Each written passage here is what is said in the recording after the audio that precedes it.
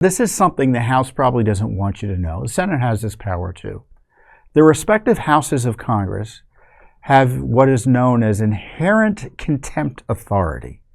That means if they are conducting an investigation and issue a subpoena or request someone's presence, and that person doesn't want to show up, doesn't cite privileges or seek relief in the courts from the subpoena, or otherwise lawfully object or to show up and assert their Fifth Amendment privilege, which is their God-given right as referenced in the Constitution, they can, under this inherent contempt authority, send the respective sergeant of arms, in this case it would be the sergeant of arms for the House, go get the witness and haul him in and detain him until he's ready to testify.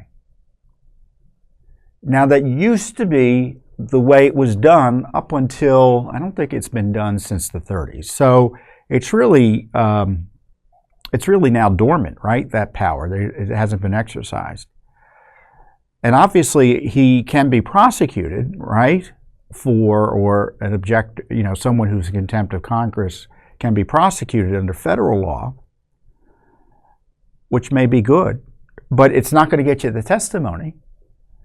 And it may not vindicate the Congress's desire to get the information as they're able to do under their constitutional powers.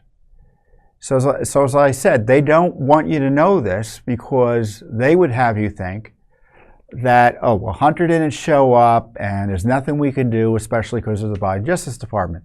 There is something they can do. I don't know if it requires a rule change. But it's easily done if the majority wants to, in my view.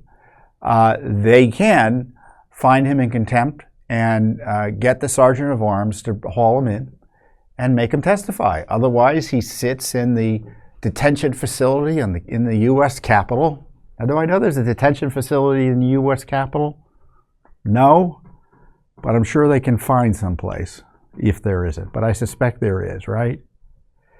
So this is this is another tool of Congress that they have to ensure compliance with congressional subpoenas that they just don't want to enforce or use because it gets sticky. They don't want to have to arrest people and detain people.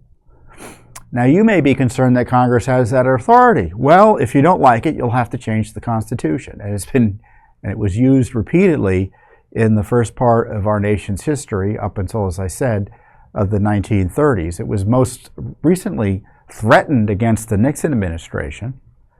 I think Sam Ervin, one of the Watergate investigators on the Hill, used to threaten it every other day to recalcitrant witnesses in Nixon's orbit.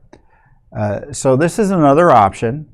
And if they want the testimony of Hunter Biden, there are other ways to get it, as opposed to just waiting around for a court either to enforce the subpoena through civil means or for the federal government to prosecute him, which obviously doesn't get you the testimony.